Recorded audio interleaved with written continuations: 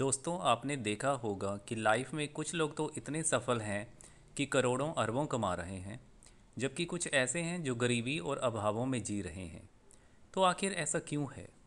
ऐसी क्या बात है जो एक इंसान को इतना सफल बना देती है और दूसरे को इतना सफल नहीं बनाती?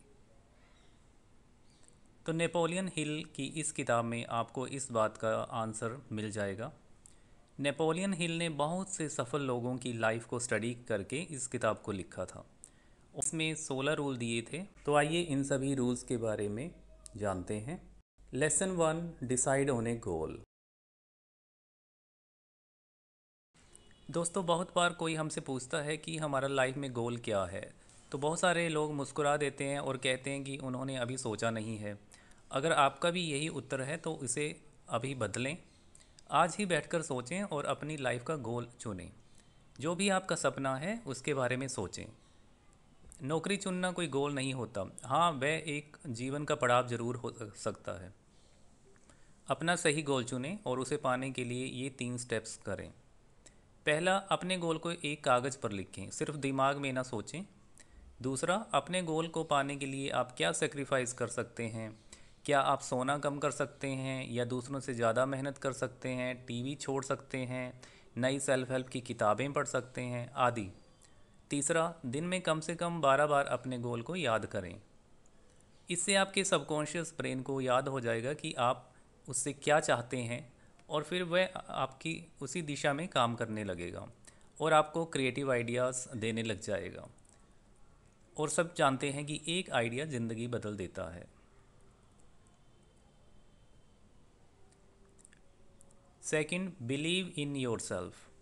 अगर आपको लाइफ में सफल होना है तो खुद पर विश्वास करना होगा। आपको बिलीव करना होगा कि आप भी रिच और सक्सेसफुल बन सकते हैं। पर बहुत से लोग डरते रहते हैं। इससे उनमें कॉन्फिडेंस की कमी हो जाती है। इस चैप्टर में लेखक ने बताया है कि इंसान को 6 तरह के डर हमेशा सताते हैं।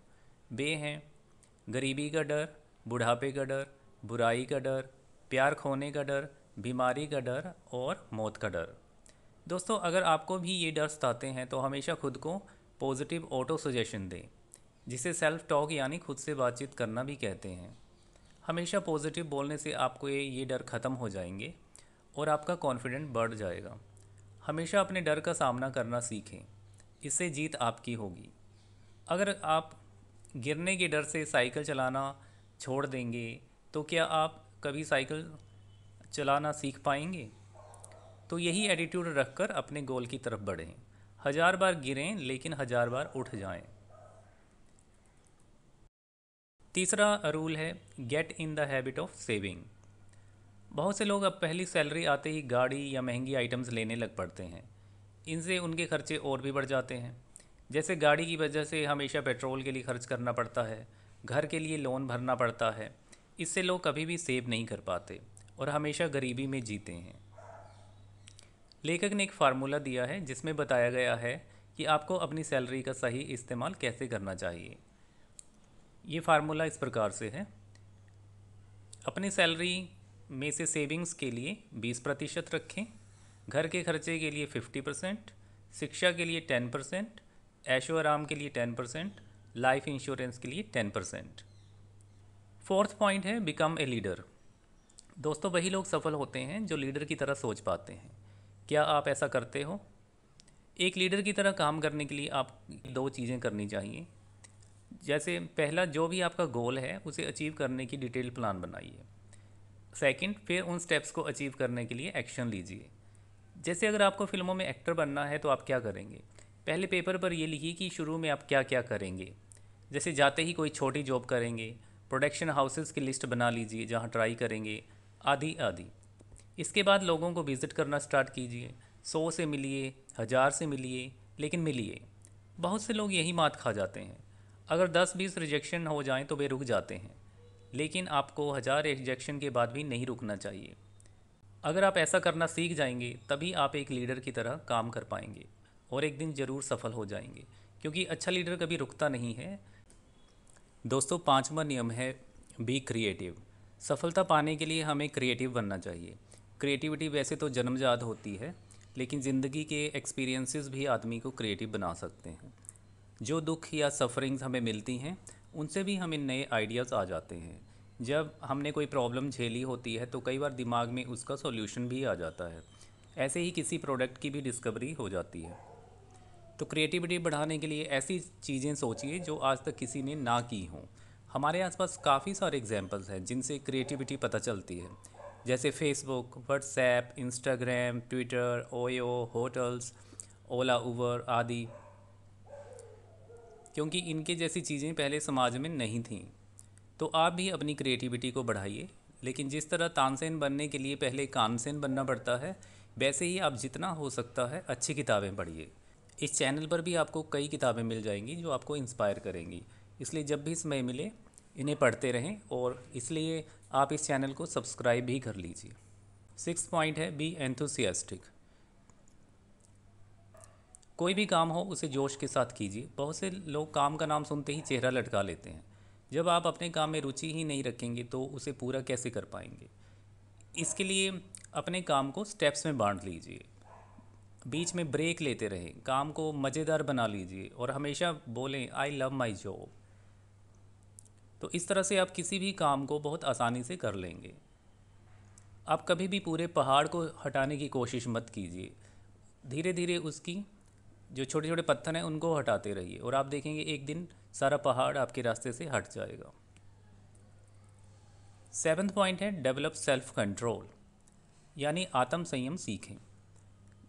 जोश से काम फास्ट होता है, लेकिन सेल्फ कंट्रोल से उसे सही डायरेक्शन मिलती है। जैसे सुबह जल्दी उठें, कहीं भी जाना हो तो टाइम से पहुँचें, काम को कभी अधूरा न छोड़ें, टाल मटोल ना करें, बंक ना मारें, गॉसिप ना करें, फालतू का टीवी ना देखें, सोशल मीडिया से ना चिपके रहें आदि। ये सब तभी हो पाएगा जब आप सेल्फ कंट्रोल रखेंगे, क्योंकि ये सब ऐसे काम हैं जिन्हें करने के लिए आपको सेल्फ कंट्रोल चाहिए। अगर कोई लेखक सारा दिन टीवी देखता रहे और सोचे कि मैं नावल लिखूंगा, तो ऐसा करके क्या कभी नावल लिख पाएगा?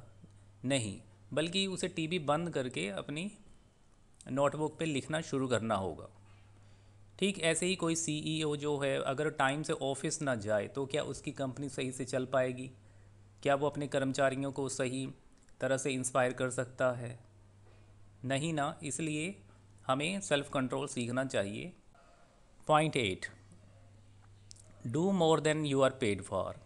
पैसे के लिए काम ना करें बल्कि सीखने के लिए करें। मान लीजिए आपको कोई कंपनी शुरू करनी है और आप ऐसे ही किसी कंपनी में जॉब कर लेते हैं, तो वहाँ पर ऐसा बर्ताव मत कीजिए कि लोगों को लगे कि आप सिर्फ पैसा कमाने आए हैं। जितना बोला जाए उससे ज़्यादा करके दें। हो सके तो बाकी लोगों की मदद भी करें। इससे लोग आपको काफ़ी पसंद करने लगेंगे और आप भीड़ में स्टैंड आउट करोगे, और जल्दी ही आप इनर सर्कल में भी जगह पा लोगे, जो सफलता के लिए बहुत ज़रूरी होता है, क्योंकि इनर सर्कल के लोग ही आपको असली ज्ञान दे सकते हैं। जैसे किसी को फिल्म डायरेक्टर बनना है तो बहुत सारे लोग पहले असिस्टेंट का काम करते हैं, उन्हें बहुत कम पैसे मिलते हैं। लेकिन जिन्हें सफल होना है वे मन लगाकर काम करते हैं और वे पैसे को नहीं देखते हैं, बल्कि जितना पैसा दिया गया है उससे कहीं बढ़ चढ़ कर काम करते हैं। वे सबकी मदद भी करते हैं और हमें ऐसा हमेशा स्माइल के साथ करते हैं, चेहरा लटका कर नहीं। ऐसे लोग जल्दी से अपना गोल पाने में सफल होते हैं। 9वां point, develop a pleasing personality. सफल बनने में आपकी पर्सनैलिटी भी अहम भूमिका निभाती है, इसलिए आप अपनी पर्सनैलिटी को डेवलप करें। इसके लिए आप कपड़ों से शुरू करें। आपने देखा होगा कि बड़ी बड़ी कंपनी में काम करने वाले लोग हमेशा ब्रांडेड और फॉर्मल कपड़े पहनते हैं। उनकी एक खास ड्रेस कोड होती है। इससे उनकी पर्सनैलिटी अच्छी लगती है और लोग उनकी तरफ आकर्षित होते हैं। ये ज़रूरी नहीं कि आप बहुत महंगे कपड़े पहनें, लेकिन 20 घटिया शर्ट लेने से अच्छा है क्वालिटी की 4 शर्ट लें। इसी तरह खुद को साफ रखें, बॉडी ऑर्डर का ध्यान रखें, खुद को ग्रूम करने के लिए कॉस्मेटिक्स आदि का प्रयोग भी कर सकते हैं। लेकिन दोस्तों, एक्सटर्नल अपीयरेंस से ज़्यादा इंटरनल ब्यूटी मायने रखती है। इसलिए हमेशा मुस्कुराएं, गर्मजोशी से बात करें, दूसरों को सहानुभूति दें तथा समय पड़ने पर दूसरों की हेल्प ज़रूर करें। तो इन सब से आपकी अंदर की पर्सनैलिटी भी निखर जाएगी। पॉइंट नंबर 10 है, थिंक क्लियरली। आजकल की दुनिया में हमारे चारों ओर बहुत सारा शोर, सच, झूठ आदि आदि है। इसकी वजह से आदमी बहुत गलत डिसीज़न भी ले लेता है। जैसे सभी एडवर्टाइजमेंट्स में काफ़ी झूठ बोला जाता है। मीडिया आपको तरह तरह से मैनिपुलेट करता है।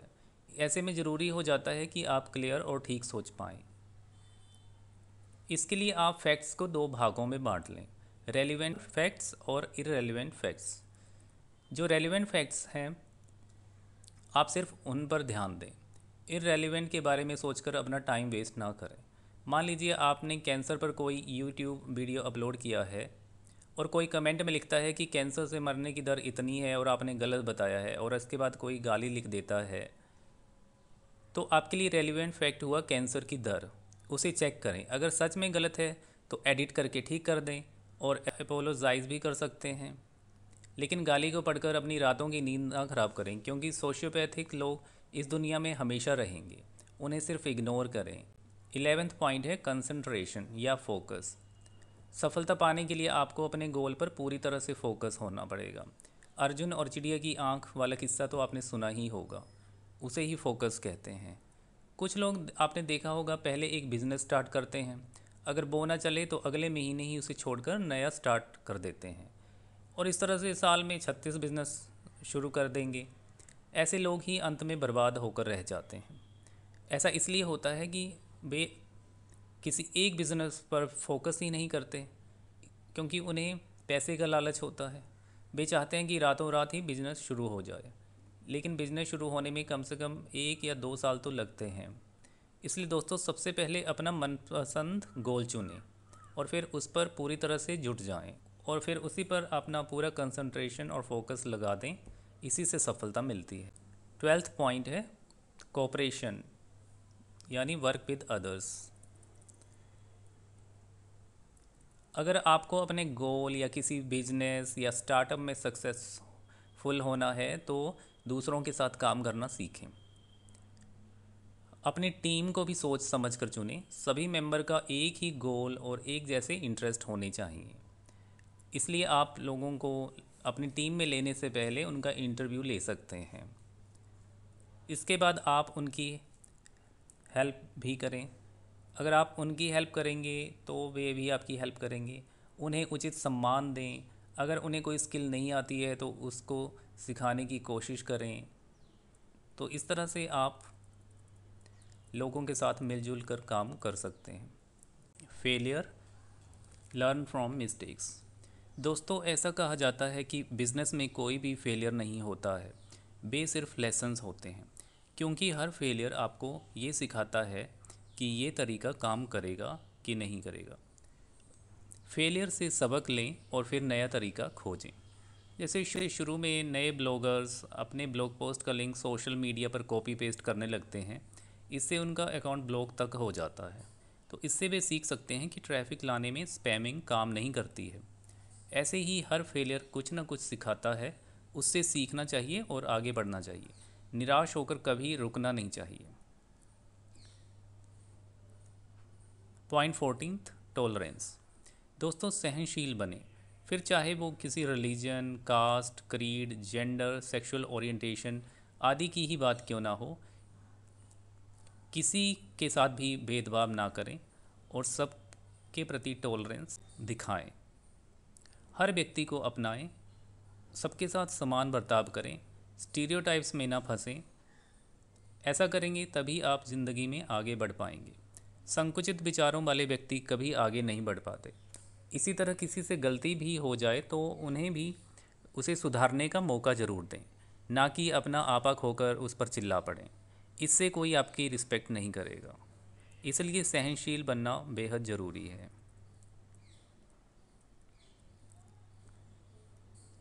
Point 16, the golden rule. ये रूल कहता है कि खुद के अंदर झांकें, खुद को सफल बनाने की हिम्मत और जज्बा लाएं। इस रूल को ना समझने के कारण ही करोड़ों लोग असफल रह जाते हैं और लाइफ में कुछ नहीं कर पाते। जैसे कोई सब्जी बेचने वाला सारी उम्र सब्जी ही क्यों बेचता है, या चाय बनाने वाला चाय ही क्यों बनाता है? क्योंकि वे अपने अंदर झांक नहीं पाते। वे कभी ये नहीं सोच पाते कि वे भी लाइफ में सफल बन सकते हैं। जबकि ऐसे भी लोग हैं जो कुछ बड़ा करने की हिम्मत करते हैं, ऐसे लोग ही चाय की फ्रेंचाइजी चला रहे हैं और करोड़ों कमा रहे हैं। बहुत सारे लोग यही मान बैठते हैं कि बस हमारी ज़िंदगी अब इतनी ही रहेगी और आगे बढ़ने का कोई स्कोप नहीं है। इसलिए हमें अपने दिल में झांक कर देखना चाहिए और खुद में हिम्मत और नया जज्बा ज़रूर पैदा करना चाहिए। तो दोस्तों, ये थी इस किताब की समरी।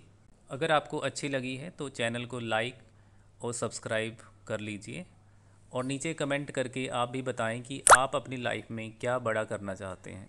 और अगर आप मेरी हेल्प करना चाहते हैं तो इस चैनल को दूसरों के साथ भी शेयर कर सकते हैं, आप फेसबुक तथा इंस्टाग्राम आदि पर। दोस्तों, अगर आप इस किताब की समरी रिटन फॉर्म में पढ़ना चाहते हैं तो आप हमारे ब्लॉग हिंदी प्रो नोट्स पर भी जा सकते हैं। इसका लिंक आपको नीचे डिस्क्रिप्शन में मिल जाएगा। Thank you very much.